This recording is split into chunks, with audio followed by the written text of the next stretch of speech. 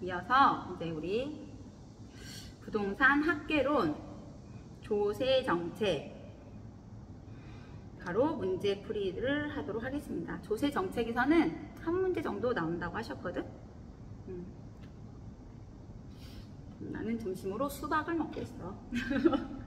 방금 공부하고 그냥 바로 이어서 쭉쭉 갈 거야. 읽을게. 문제. 몇 시야? 11시 43분. 너 조금 있으면 이제 점심시간이겠다. 그치? 이히히히. 사무실 어디야? 종로야? 어디야? 어디야? 조세정책. 정부가 주택에 부과하는 재산세를 상승시켰다고 가정할 경우 단기적으로 주택시장에 나타나는 현상에 관한 설명으로 옳은 것은 단 다른 조건은 일정함.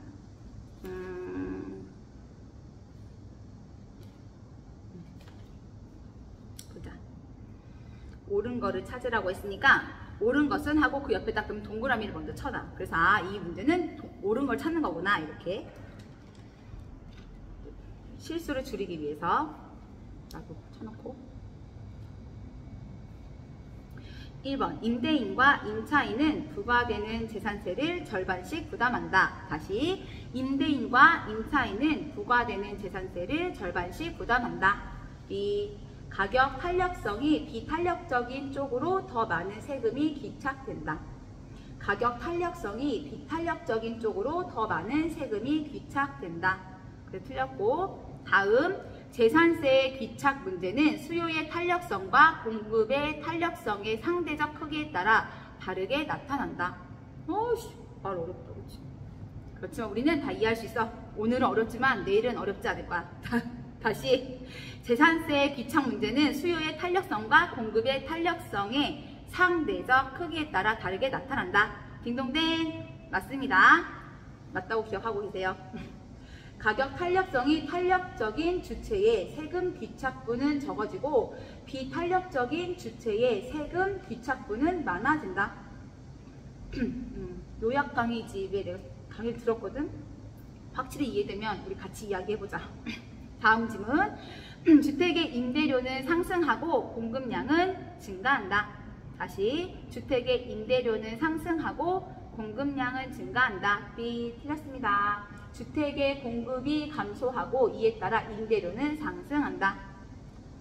옳은 지문은 주택의 공급이 감소하고 이에 따라 임대료가 상승한다. 다음 주택 가격에 일률적으로 같은 세율을 적용하는 재산세는 누진세적인 효과를 나타낸다. 다시 주택 가격에 일률적으로 같은 세율을 적용하는 재산세는 누진세적인 효과를 나타낸다. B 틀렸습니다. 주택 가격에 일률적으로 같은 세율을 적용하는 재산세는 상대적으로 저소득층의 부담을 늘리는 역진세적인 효과를 나타낸다. 과세 표준이 증가됨에 따라 적용되는 세율이 낮아진다. 다시 옳은 질문. 주택 가격에 일률적으로 같은 세율을 적용하는 재산세는 상대적으로 저소득층의 부담을 늘리는 역진세적인 효과를 나타낸다. 과세 표준이 증가됨에 따라 적용되는 세율이 낮아진다. 다음 수요가 완전 탄력적일 때 수요가 완전 탄력적이라는 말은 선택의 폭이 무한대일 때의 경우 재산세 상승분은 전부 임차인에게 귀착된다. 수요가 완전 탄력적일 경우 재산세 상승분은 전부 임차인에게 귀착된다. B. 수요가 완전 탄력적일 경우 수요자의 선택의 폭이 무한대이므로 재산세 상승분은 전부 임대인, 공급은 상대적으로 완전 비탄력적이다. 상대적으로 완전 비탄력적이니까 전부 임대인에게 귀착된다. 즉 임차인에게는 전혀 귀착되지 않는다. 수요가 완전 탄력적일 때는 임차인에게는 전혀 부담되지 않는다. 문제가 정부가 주택에 부과하는 재산세를 상승시켰다고 가정할 경우 단기적으로 주택시장에 나타나는 현상에 관한 설명으로 옳은 것은 이었습니다. 다음 문제. 주택 구입에 대한 거래세 인상에 따른 경제적 후생의 변화로 옳은 것을 모두 고른 것은 단 우상향하는 공급 곡선과 우하향하는 공급 곡선을 가정하며 다른 조건은 일정함. 박스 문제거든. 기역, 미음, 디귿, 리을, 미음. 기역, 수요자가 실질적으로 지불하는 금액이 상승하므로 소비자 잉여는 감소한다. 다시, 수요자가 실질적으로 지불하는 금액이 상승하므로 소비자 잉여는 감소한다. 딩동댕. 맞고, 니은, 공급자가 받는 가격이 상승하므로 생산자 잉여는 증가한다. 다시, 공급자가 받는 가격이 상승하므로 생산자 잉여는 증가한다. B. 공급자가 많이 받고 팔고 수요자가 실제로 지불하고 소비자 잉여가 감소하고 그럼 생산자 잉여는 감소하겠지. 공급자가 받는 가격이 하락함으로 세금 납부 후 실질 수입이 감소하니까 생산자 잉여는 감소한다. 이거 문제랑 답지랑 좀 다르네. 디귿, 공급 곡선이 이거는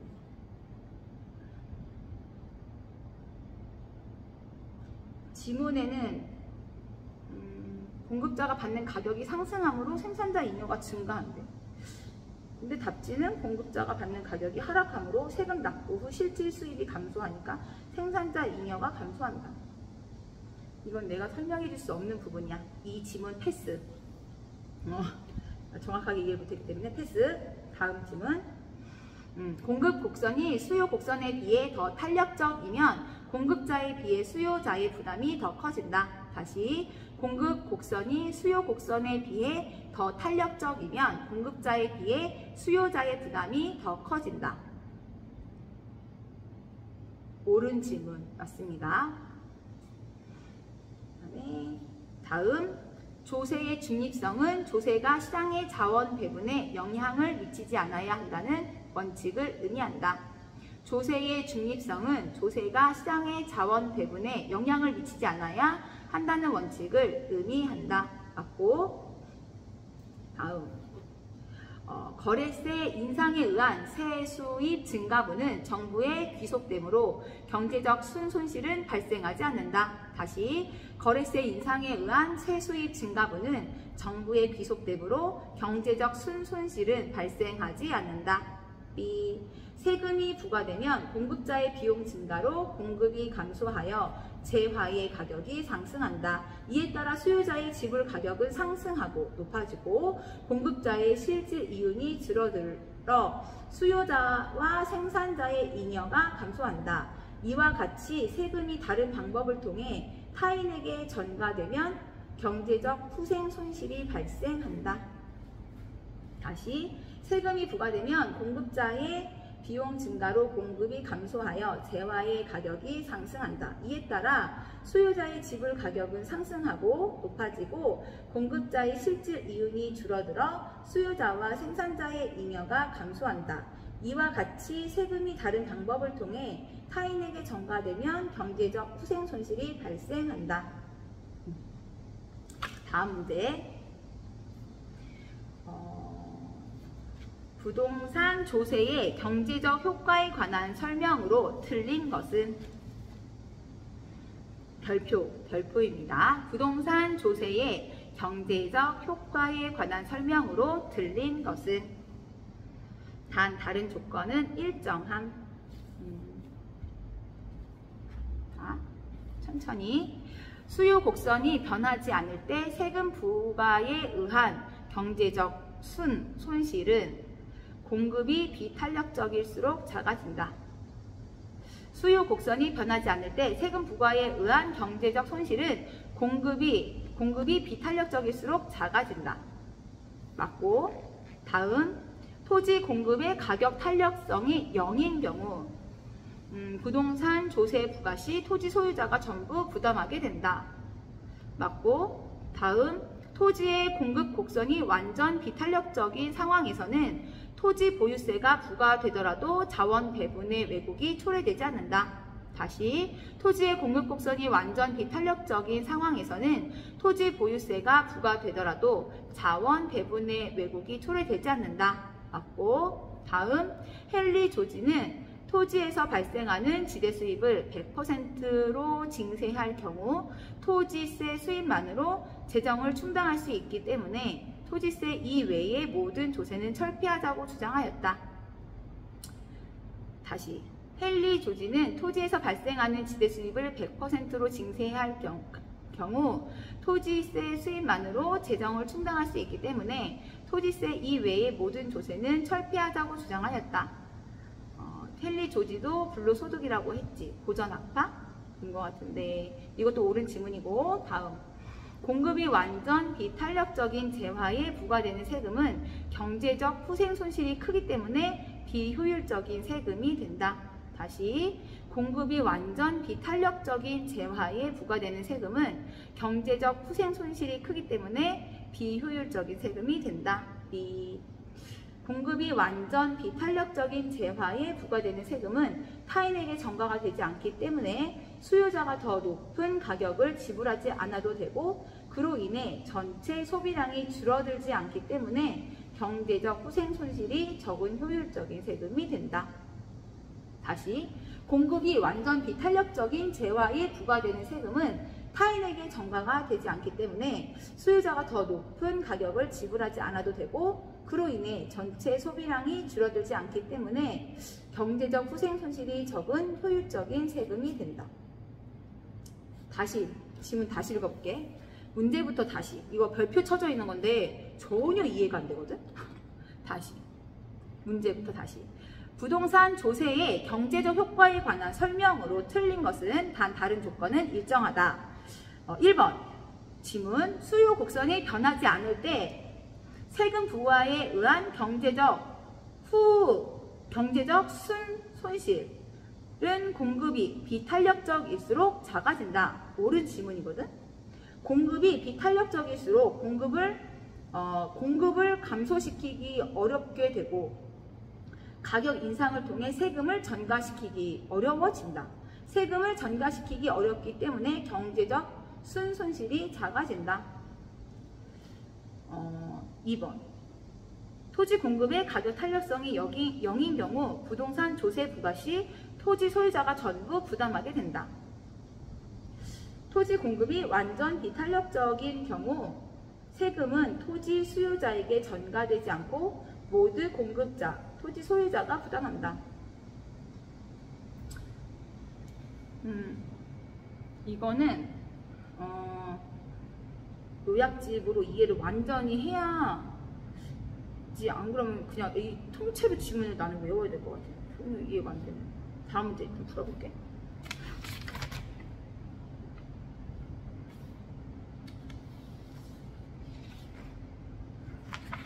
문제 별로 없네. 우리나라의 부동산 조세 정책에 관한 설명으로 틀린 것은 1. 취득세 감면은 부동산 거래의 활성화에 기여할 수 있다. 맞고, 취득세 감면은 부동산 거래의 활성화에 기여할 수 있다. 딩동댕. 다음, 증여세는 국세로서 취득 단계에 부과하는 조세이다. 다시, 증여세는 국세로서 취득 단계에 부과하는 조세이다. 딩동댕. 맞고, 다음, 양도소득세의 중과는 부동산 보유자로 하여금 매각을 뒤로 미루게 하는 동결 효과를 발생시킬 수 있다. 다시, 양도소득세의 중과는 많이 중과시킨다는 거지. 부동산 보유자로 하여금 매각을 뒤로 미루게 하는 동결 효과를 발생시킬 수 있다. 딩동댕. 다음, 종합부동산세는 국세로서 보유 단계에 부과하는 조세이다. 다시, 종합부동산세는 국세로서 보유 단계에 부과하는 조세이다. 딩동댕. 다음, 재산세는 지방세로서 취득 단계에 부과하는 조세이다. 다시, 재산세는 지방세로서 취득 단계에 부과하는 조세이다. 재산세는 지방세로서 취득 단계가 아니라 보유 단계에 부과하는 조세이다. 취득 단계 아니고 보유 단계. 보유 단계에 부과하는 조세이다. 취득 단계에서 내는 거는 취득세, 등록면허세, 인지세, 상속세, 증여세. 보유 단계에서는 재산세, 종합부동산세. 처분 단계는 지방소득세, 양도소득세가 있습니다. 다음 문제. 부동산 조세 정책 및 경제적 효과에 관한 설명으로 틀린 것은 단 다른 조건은 동일함. 토지 이용을 특정 방향으로 유도하기 위해 정부가 토지 보유세를 부과할 때에는 토지 용도에 관계없이 동일한 세금을 부과하여야 한다. 이 틀렸습니다. 토지 용도에 따라 관계없는 게 아니라 차등 적용해서 세금을 부과해야 한다. 다시 옳은 지문으로 읽어줄게. 요 토지 용도에 따른 차등 적용하여, 토지 용도에 따라 차등 적용하여 세금을 부과해야 한다. 특정 방법으로 유도하기 위해서는 자원 배분을 유도하기 위해서는 세율을 인하하고 규제하기 위해서는 세율을 높일 필요가 있다. 토지 용도에 따라 차등 적용하여 세금을 부과해야 한다. 특정 방향으로 유도하기 위해서는 자원 배분을 유도하기 위해서는 세율을 인하하고 규제하기 위해서는 세율을 높일 필요가 있다. 다음, 임대주택의 재산세가 중과된 세금은 임대주택의 재산세가 증가된 세금은 장기적으로 임차인에게 전가될 수가 있다. 맞고, 조세의 사실상 부담이 최종적으로 어떤 사람에게 귀속되는 것을 조세의 귀착이라 한다. 다시, 조세의 사실상 부담이 최종적으로 어떤 사람에게 귀속되는 것을 조세의 귀착이라 한다. 맞고, 다음. 부동산 조세는 소형주택 공급의 확대, 호화주택의 건축, 억제 등과 같은 주택 문제 해결 수단의 기능을 갖는다. 부동산 조세는 소형주택 공급의 확대, 호화주택의 건축, 억제 등과 같은 주택 문제 해결 수단의 기능을 갖는다. 맞고, 다음, 주택의 보유세 감면은 자기 소유를 촉진할 수 있다. 주택의 보유세 감면은 자기 소유를 촉진할 수 있다. 딩동댕 맞습니다. 다음, 더하기 빼기가 나오네. 시험 나온 적은 없지만 개념 잡으라고 넣어놓은 문제라고 하셨음. 이렇게 내가 메모했거든. 문제풀이 동영상 보면서.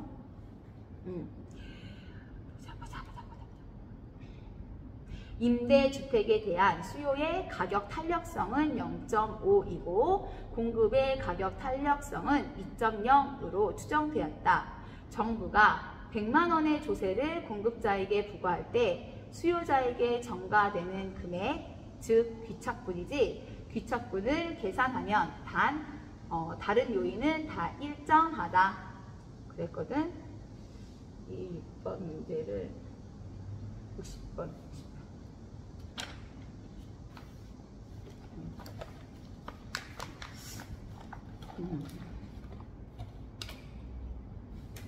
가격 탄력성이 비탄력적인 쪽에 세금 부담이 커지는데 수요가 더 비탄력적이니까 수요자에게 세금이 더 많이 전가돼. 가격 탄력성이 0.5와 2.0을 합한 전체 2.5 중에서 비율에 따라서 전체 20% 중에 0.5 나누기 2.5만큼은 공급자에게, 나머지 80% 2.0 나누기 2.5만큼은 수요자에게 귀착이 된다. 따라서 수요자에게 전가되는 금액은 80만 원이다. 그러니까 100은 2.5분의 0.5 하면 20이 나오잖아. 그래서 수요자에게 귀착돼서 수요자에게 전가되는 금액 80만원, 80% 80만원입니다. 이걸 어떻게 이거는 패스. 이거는 뭐 어렵고 쉽고가 없어가지고, 이건 기울기고 하는 거 있다. 다음과 같은 주택의 수요와 공급의 상황에서 정부가 30만원의 재산세를 부과할 때 수요자에게 전가되는 세금은 단 다른 조건은 일정함. 수요 곡선 기울기 마이너스 2.0, 공급 곡선 기울기 1.0. 그러면 이거를 기울기 할 때 마이너스는 교수님이 무시하라고 했거든. 그래서 수요 곡선의 기울기가 마이너스 2.0이면 마이너스를 그냥 2.0 이렇게 하면 돼. 계산할 때 2.0, 그 다음에 공급 곡선 기울기는 1.0으로 그냥 계산하면 되고, 그래서 이거는 정답이 10인데 이거를 비탄력성, 기울기는 급하니까 위로 가고 기울기 절대값은 올라가고 이거를 나도 한 번 들어서 내가 정확하게 딱 내 걸로 만든 게 아니라서 이거는 내가 내 걸로 딱 만든 다음에 다시 설명해 줄게. 계산 문제는 다시 해줄게. 다음은 수요, 임대주택에 대한 수요 함수. 와, 우리 이거 풀 줄 알잖아. 좋아.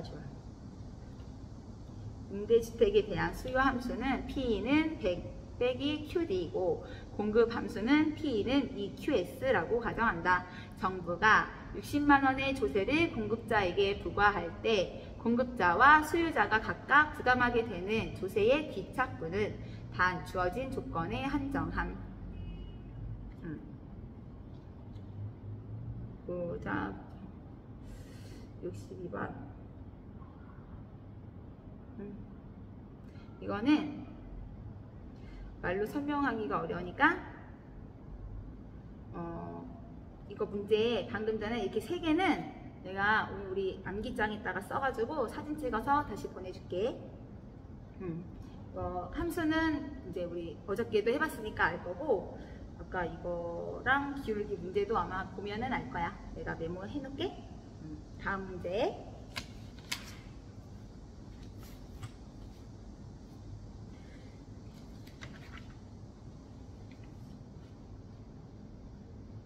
조세 마지막. 특정 지역 부동산 시장이 과열 국면일 경우 정부가 시행할 수 있는 부동산 시장 안정화 대책으로 거리가 먼 것은. 다시, 특정 지역 부동산 시장이 과열 국면일 경우 정부가 시행할 수 있는 부동산 시장 안정화 대책으로 가장 거리가 먼 것은 1. 담보 인정 비율 LTV 및 총 부채 상환 비율 DTI의 하향 조정. 담보 인정 비율 LTV 및 총 부채 상환 비율 DTI의 하향 조정. 2. 기준금리의 인상. 기준금리의 인상. 3. 양도소득세율 인상. 양도소득세율 인상. 4. 주택 청약 시 재당첨 제한 폐지. 주택 청약 시 재당첨 제한 폐지. 5. 아파트 전매 제한 기간 확대. 아파트 전매 제한 기간 확대. 정답은 4번. 주택 청약 시 재당첨 제한 폐지. 주택 청약 시 재당첨 제한 폐지는 청약자 청약 자격 제한을 완화하는 결과가 되므로 오히려 투기적 수요가 더 늘어날 수 있다. 앞에 읽어준 다른 지문들은 투기적 수요를 억제하고 부동산 시장 및 가격 안정화를 위한 정책을 묻고 있으므로 담보 인정 비율 LTV 및 총 부채 상환 비율 DTI의 하향 조정, 기준금리의 인상, 양도소득세율 인상, 전매 제한 기간 확대는 투기적 수요를 억제할 수 있는 수단이 된다. 여기까지 우리 제 4편 끝났습니다. 문제풀이 해보자.